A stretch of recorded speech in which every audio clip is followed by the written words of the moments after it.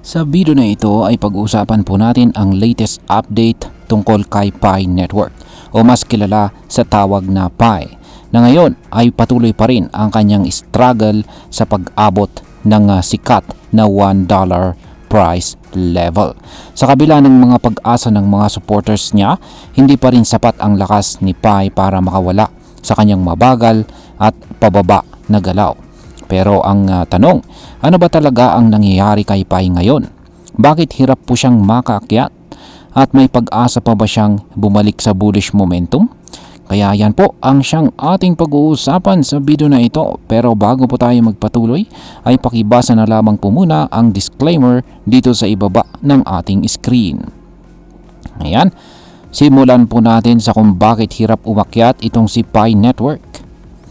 Ngayong buwan ay nakita natin na medyo umangat si Pi Network. Mula sa mas mababang presyo ay umabot na siya sa 0.78.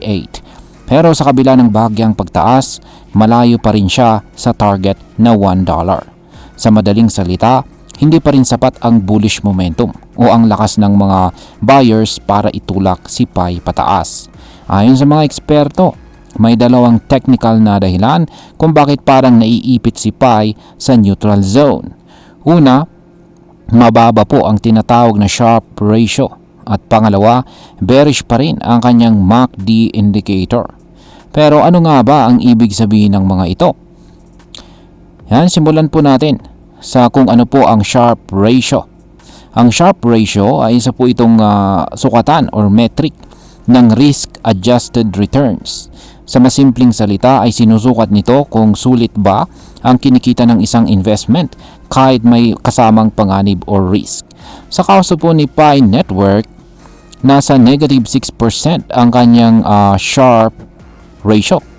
Yan, ibig sabihin nito ay hindi po sapat ang galaw para masabi nating may reversal o biglaang pag-angat na pwedeng mangyari. Kung babalikan po natin ang kasaysayan ni Pi, tuwing umaabot po siya sa negative 19% na Sharpe ratio, madalas itong sinusundan ng biglaang pagtaas.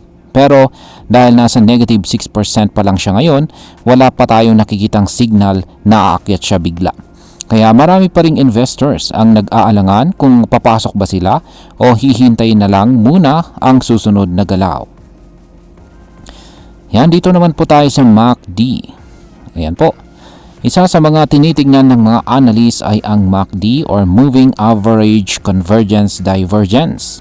Ang MACD ay ginagamit para malaman kung kailan malamang na magbabago ang trend ng isang presyo, pataas or pababa. Sa ngayon, si Pi Network ay patuloy na nagpapakita ng mga red bars sa kanyang MACD indicator. Ibig sabihin ay nasa ilalim pa rin po siya ng bearish pressure. Patuloy pa rin ang negative momentum. At dahil dito, mahirap para kay Pi na bumawi or makabangon at umakyat pa kung walang malaking good news or positibong galaw mula sa broader crypto market. Ayan, ang sunod po nating pag-uusapan ay ang psychological buyer na $1. Ayan, bakit nga ba mahalaga ang $1 na psychological price level para kay Pi Network? Ito ay tinatawag na psychological resistance level. Kapag naabot po ni Pi ang $1 at naging support na ito, malamang maraming investors ang muling papasok. At bakit? Kasi magiging signal ito na may strong confidence na ang market sa crypto na ito. Pero sa ngayon, 27% pa ang kailangang abutin ni Pi para lang marating ang presyong $1. Ang mas malala, kung hindi po niya mabasag ang resistance sa 0.87, malamang ay babagsak po siya at magkakaroon ng retest sa support level na 0.71. Kapag nangyari ito, sinyalis ito na lalong nagiging cautious ang mga investors.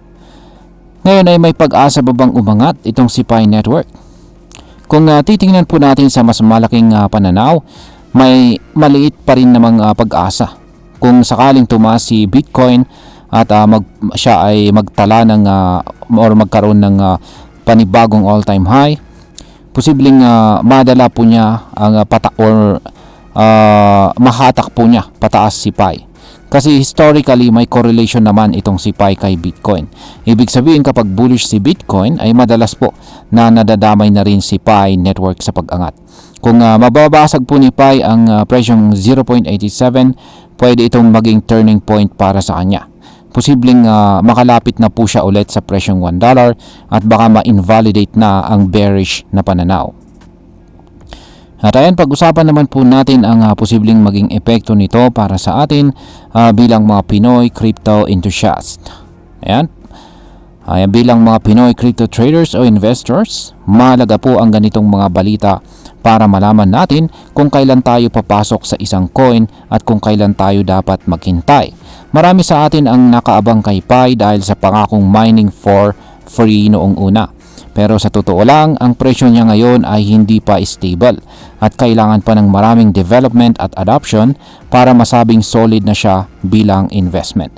Kung meron kang Pi ngayon, maaaring isipin mong i-hold muna habang walang malinaw na direksyon ang market.